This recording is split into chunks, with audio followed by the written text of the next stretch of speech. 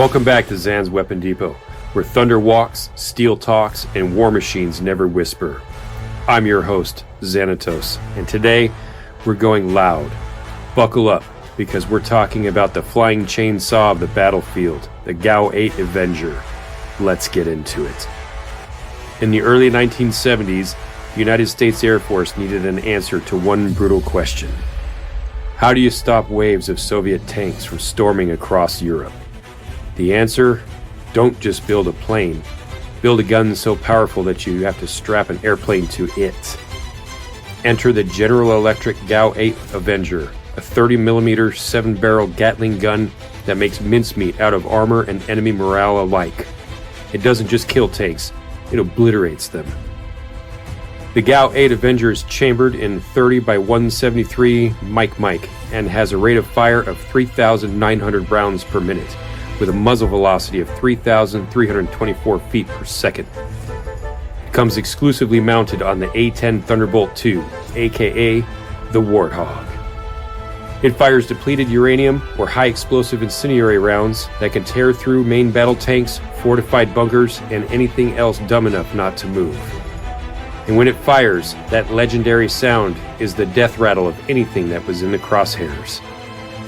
From Desert Storm to Iraq and Afghanistan, the GAU-8 Avenger has been the angel of death for hostile armor, vehicles, and insurgent positions. Pilots don't aim the gun, they literally fly the entire A-10 around it. That's not just a metaphor. The gun is so big that it takes up almost the entire length of the fuselage. The barrels actually need to stick out past the nose of the aircraft so that the recoil does not destabilize it. In the Gulf War alone, A-10s were credited with destroying 900 Iraqi tanks, 2,000 other military vehicles, as well as 1,200 artillery pieces. Let that sink in. You know your gun is scary when it's literally a deterrent for war. Close air support was never the same again after the GAU-8 Avenger.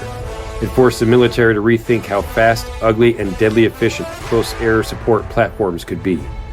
The psychological warfare aspect alone is massive. When enemy troops hear that sound, they run, if they're lucky. The GAU-8 Avenger proved that precision doesn't mean weak, and old-school cannons can still dominate high-tech battlefields of today.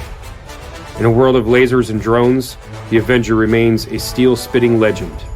It is the gun that redefined fear in the skies, because it universally is understood that when you hear that distinct roar, it means that hell is coming. That's all the time that we have for this week's episode of Zan's Weapon Depot. If you enjoyed this episode, pop smoke on those like and subscribe buttons and spread the word. The Avenger doesn't whisper, and neither should you.